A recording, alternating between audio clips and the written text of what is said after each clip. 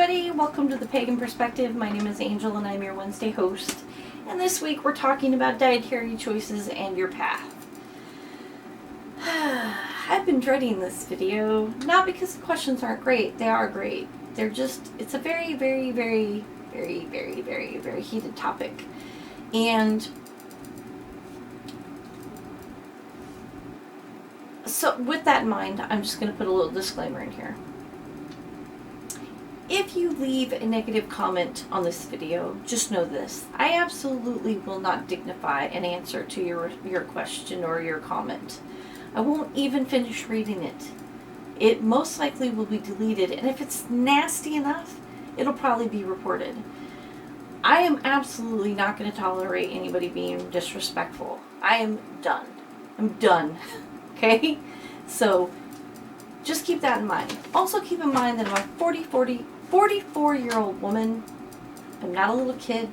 I've done a lot of research. I've done a lot of research. And that's how I've come to the beliefs and the ideas that I hold. So please be respectful of that. And I will be respectful as well. Okay? Disclaimer over. Alright. The questions come from Sarah. I'd like to hear the host cover the topic of dietary choices in relation to being pagan. Okay, if you subscribe to the Wiccan Read, or if you consider your path to be earth-based, what roles does this play in your diet? I don't acknowledge the Wiccan Read, so it plays no role in my path at all, in my diet, in my path, whatever. Being earth-based plays a huge part. I think as pagans, we tend to be very connected with the ebbs and flows of this, nature in general. And we celebrate harvests. We're very conscious of the wheel of the year. So I think just almost intrinsically, people in general are connected to nature. Or they are connected to nature, but some have become disconnected. We'll get into that later. But anyways, I think as pagans, we're even more so. So I think it plays a huge part. It makes me very aware of what's going in my body. It makes me very aware of the cycle of the year and how things will die off, come back, when things are fruitful, what things are growing, what things are dying, how to store them, prepare them, yada yada yada. So I think being an earth-based religion has made me very, very conscious of that. Okay, what are your thoughts on conventional factory farming, such as conventional farming practices such as factory farming, routine antibiotic use, growth hormones, GMOs, pesticides, soil erosion, mass agricultural pollution, etc., that are harmful to the planet and its inhabitants? Okay. I've done a lot of research on factory farming. This is one of the reasons why I became a vegetarian. It also is one of the reasons why I am so against factory farming. I've done a lot of research to see that the antibiotics and things that they're putting in animals and are to an unnatural point, in my opinion. Growth hormones are atrocious and disgusting. GMOs, even though now they're trying to say they're not harmful, are harmful. Pesticides, if you have to spray pesticides on my food in hazmat suit, I don't want to eat that food. And there are companies that do that. Soil erosion, bad for the environment. Mass agricultural pollution, horrible for the environment. Again, I've done a lot of research on factory farms, and I've seen the way that animals live. I've seen the runoff from animal urine, feces, and what it's doing to local waterways, what it's doing to local just local lands that aren't farms. And it's frightening to me. So I don't support factory farming one little bit at all, period. And again, I think that goes back to being very connected to nature and being very connected to what I put in my body, which I consider my temple, and being very, and understanding that my divine spirit lives in my temple, so I want to be very cautious of what I put in my body. Now, I'll get to more into this. Okay. What are your thoughts on killing and eating animals and animal byproducts? I am a vegetarian, so I'm very not cool with killing animals. I don't like that animals have to die to be our food, and I don't think they should have to. And regardless of what anybody says, you don't have to eat meat to live. Okay? Don't try to sell that, please. Anyways,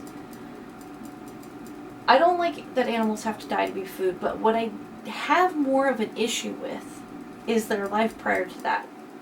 I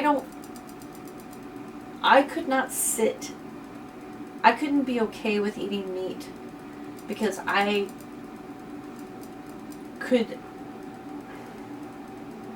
again, research that I've done. My ex-husband's family all worked for the FDA.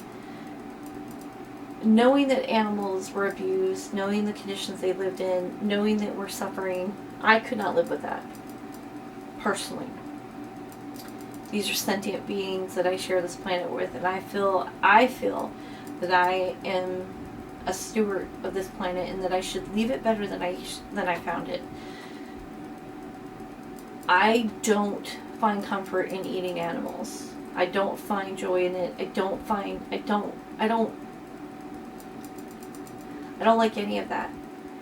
The more I dug into being connected with nature, the less I could get, the more I became intolerant to things like that. So that became a huge part of why I became a vegetarian. Animal byproducts. I do eat eggs, but I had to do research on where those eggs were coming from because I had done research on how chickens were treated. And I found that natural and free range doesn't mean what we think it means. We think it's happy little chickens walking around the farm, and that's not the case. Free range a lot of times just means a big, huge building with fans, but really no ventilation and definitely no sunshine. And the chickens just aren't all crammed in cages. But they still don't, that's still not free range, in my opinion. So I had to educate myself on where I buy my eggs from. Now, I also eat some dairy. Now I'm trying to get away from dairy, and I'm weeding it out almost to nothing at the moment, and it soon will be nothing. But I have ethical reasons for not wanting to eat dairy, and I have physical reasons. My body can't tolerate dairy anymore, and that to me was very concerning. Why is that? Again, being connected to nature, I'm very conscious of these things that are happening with my body and with food. So, I'm not for killing animals. I understand people will do that to eat meat. I don't think animals should have to suffer to be food. They shouldn't. They should live a happy life, and if they're going to die to be your food, it should be quick and painless. There's no reason why it can't be. I mean, that's how I feel about that. Your thoughts on those animals, how those animals are raised, how they're fed, or what they're fed, and how they're slaughtered. Again, they're raised with a lot of abuse, and I was not okay with that. That hurt my heart. What was being put in them scared the Jesus out of me. Chemicals, I couldn't believe some of the stuff that was being put into meat. And again, I'm against them being slaughtered for consumption, but at the end of the day, I know that's not going to stop, but they don't have to suffer to be our food. They just don't. And I really don't care what anybody says about that. They don't have to. It's not a necessity at all. So, where am I? What are your thoughts on food additives and highly processed foods? Food additives are creepy, scary to me. And highly processed foods are, they all started tasting the same. But this is how I kind of saw life when you're growing up. When you're growing up, you're like on this one train of food eating. You know, you eat what your parents make and you don't really think too much about it. It's like, yeah, we're having spaghetti or tacos or pizza or whatever. And you don't really know what the stuff is that's on it. You know, your parents grew up the same way. And you either stay on that same train and you grow up and you know the ground beef is cow and you know you know what stuff is, but you're not really aware of it. It's not in your face. You haven't done education, educated yourself on, you know, how they live. You haven't spent time with them. It's very detached, you know. And I find that people either stay on that same train or they jump off that train and to another train that's, you can't unsee things you've seen and you can't unlearn things that you've learned, and so you make different choices. I don't think that people who stay on the first train are necessarily bad. And I don't think that people who jump on the next other train are necessarily good. I just think that they're aware. And that's it. Okay. Thoughts on fair trade and food items sources locally or versus afar? First of all, fair trade I think is fantastic because it promotes a balanced not ecosystem, but a balanced financial system. And sourcing locally is great for two reasons. It's fiscally responsible to keep your money locally and support your local farmers, your local growers. You know, keeping them going, then you know where your money's going. But you also, secondary, know how the food is being prepared, how it's being treated, how it's being processed, what's being put on it, put in it. You know, it keeps your food more in your line of sight. And to me, I think that's really important because I felt like I got very detached growing up. I was on that train and I felt very detached from my food. And once I started educating myself on the whole spectrum of food, I started realizing how much I didn't know. And I didn't know that I didn't know. So I started really educating myself about it and going down a different path. Buying locally, buying organic, being very aware of titles of food like natural. There's no regulations on natural foods or free range foods or anything like that. And I didn't know that. I thought a label on a food on food that you get should be, you know, it should be truthful, but it doesn't necessarily have to be that. That was shocking to me. So every time I peeled a little bit back from the onion, I started finding more and getting more conscious of my food. So, and it all started with basically wanting to know how to make bread, to be honest with you. What are your thoughts on magic in the kitchen and magical food preparation? I think that for me, again, I feel like I was very detached from my food, and I feel like society is very detached from our food. We don't know how it's processed. We don't know what people are putting on it, put in it, how it's handled, how it's managed. And a lot of people don't want to know. And that to me is very scary. I want to know. I want truthful labeling, you know? And since I've done a lot of research and I've been able to find responsible food brands and so forth. When I bring home food to make a meal, it is a very magical experience. It's energizing.